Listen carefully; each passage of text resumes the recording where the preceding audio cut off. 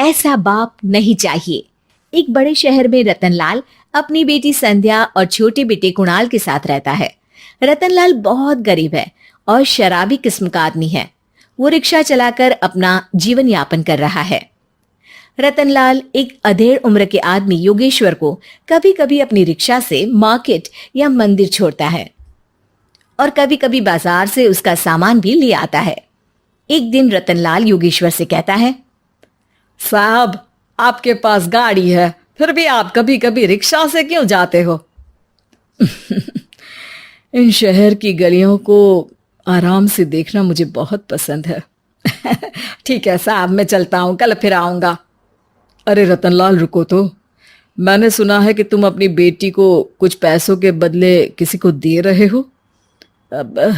अभी किसी को बेचे नहीं तो क्या करे साहब। एक छोटा बेटा है, उसको पढ़ाना भी है, उसकी देखभाल भी करनी है, और अगर मैं बेटी को घर में रखूंगा तो उसकी शादी कैसे करूंगा साहब। तुमको कितने पैसे मिल रहे हैं? अब 50,000 साहब। देखो, मैं तुमको पूरे 20 लाख रुपए देता हूँ। तुम अपनी बेटी संध्या को मुझे दे दो। हैं? अब 20 लाख? धन्यवाद साहब, धन्यवाद। मैं कल ही उसे आपके पास छोड़ जाऊंगा साहब। अगले दिन रतनलाल संध्या को हमेशा के लिए योगेश्वर के यहाँ छोड़ आता है और बदले में 20 लाख रुपए लेकर घर आ जाता है। रतनलाल जिंदगी में पहली बार इतने पैसे पाकर बौखला गया। उसने एक अच्छा घर लिया। कुणाल, अब हमें कोई चिंता नहीं है, तो अब अच्छे से पढ़, खूब मन लगाकर पढ़ाई करना। पापा, मुझे पढ़ाई करना अच्छा नहीं लगता। अरे तूने अगर ज्यादा बकवास की ना तो बहुत मारूंगा। कल से तू अच्छे स्कूल में जाएगा तो जाएगा, हाँ बस। कुणाल का एडमिशन एक अच्छे स्कूल में हो जाता है, लेकिन आए दिन स्कूल से शिकायत आती ही रहती है। 10 साल बाद एक दिन प्रिंसिपल मैडम रतनलाल को स्कूल में बुलाती है। रतनलाल, आपका बेटा कुणाल बहुत आवारा हो गया है और ये बिल्कुल भी पढ़ाई नहीं करता है, बल्कि उसका दिमाग गलत कामों में जा रहा है। अब मैं उससे बात करूंगा मैडम। ठीक है, आज ये आखिरी मौका है, अगली बार तो मैं उसे स्कूल से ही बाहर निकाल दूंगी। रतनलाल घर आ जाता है और कुणाल से कहता है, कुणाल बेटा, मैं तुम्हारे ऊपर इतना पैसा लगा रहा हूं, फिर भी तुम स्कूल में सही से क्यों नहीं पढ़ते हो? आप तो रहने ही दीजिए, मैं सब जानता हूं कि ये पैसा कहां से आया है। और वैसे भी अब ये पैसा मेरा है, मेरा जो भी मन होगा मैं करूंगा। आज के बाद मैं कभी स्कूल नहीं जाने वाला। रतनलाल को अपनी बेटी की याद आती है और वो रोने लगता है। 5 साल बाद कुणाल एक दिन एक लड़की को शादी करके घर ले आता है। पिताजी, ये मेरी पत्नी है स्वीटी। तुमने शादी कर ली? हाँ, शादी कर ली मैंने, दिखाई नहीं दे रहा?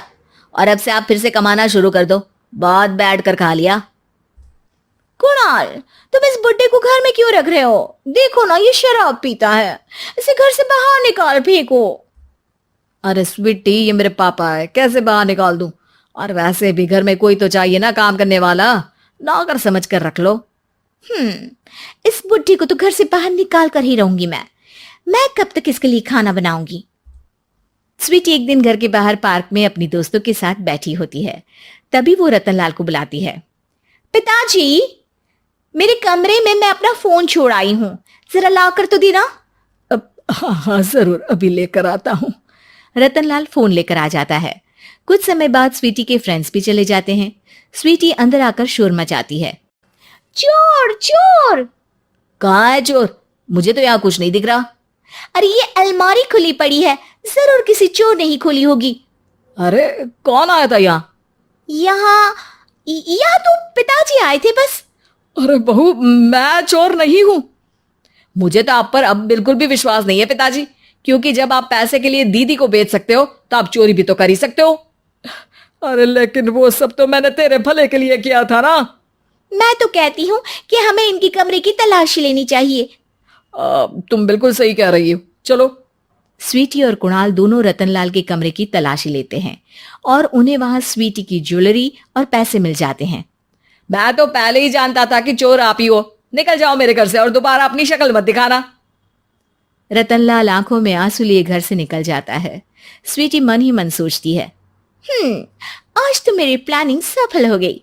जैसा मैं चाहती थी ऐसा ही किया और बड़ी आसानी से उस बुड्ढी को चोरी का इल्जाम लगाकर घर से भगा दिया। रतनलाल की हालत अब ज्यादा खराब हो गई और वो सड़क पर बैठकर भीख मांगकर खाने लगा। एक दिन वहां एक गाड़ी आकर रुकी और सड़क पर बैठे सभी भिखारियों को अपने सेंटर ले गई। एनजीओ की मालिक संध्या एक एक करके सभी को सुविधा मुहैया कराती है। तभी उसकी नजर रतनलाल पर पड़ती है। पिताजी, संध्या तू? पिताजी आपकी ये हालत कैसे हुई? ये सब मेरे बुरे कर्मों की सजा है जो मुझे मिल रही है। मुझे माफ कर दे बेटी।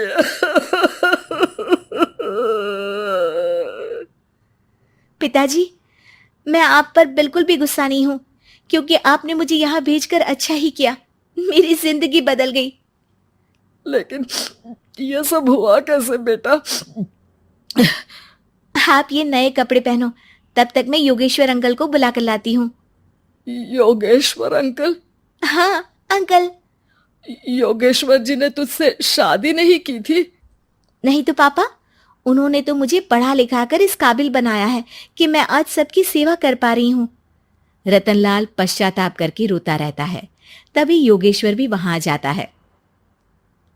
रतनलाल जी, आपकी ये हालत कैसे हुई? इतने सारे पैसों के बावजूद भी? क्योंकि मैंने बेटे और बेटी में भेदभाव किया था। लेकिन आपने ये कैसे किया? मुझे ये जानना है, बताइए।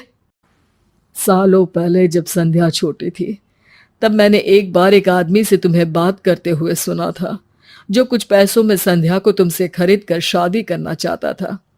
मैं उस समय एनजीओ में बच्चों के लिए ही काम कर रहा था और मैं किसी भी लड़की की जिंदगी खराब होते नहीं देख सकता था। इसलिए मैंने अपने जीवन की कमाई का एक बड़ा हिस्सा तुम्हें दे दिया था। सच में कितना गलत था मैं। मुझे माफ कर दो। अब आप दोनों मेरे साथ घर चलो और आज मैं अपना सच्चा प्रायश्चित करना चाहता हूं। योगेश्वर और संध्या रतनलाल के साथ घर जाते हैं। स्वीटी दरवाजा खोलती है। चोर भिखारी, तू फिर से आ गया? चल भाग यहाँ से बुड्ढे। ये घर तुम्हारे बाप का नहीं, मेरा है। बाहर निकलो यहाँ से। रतनलाल कुणाल और संध्या को घर से बाहर निकाल देता है। योगेश्वर जी, अब ये घर आपका है और अब आप यहाँ एक और एनजीओ खोल सकते हैं। शायद अब ये सच्चा प्रायश्चित है। संध्या अपने पिता के गले लग जाती है।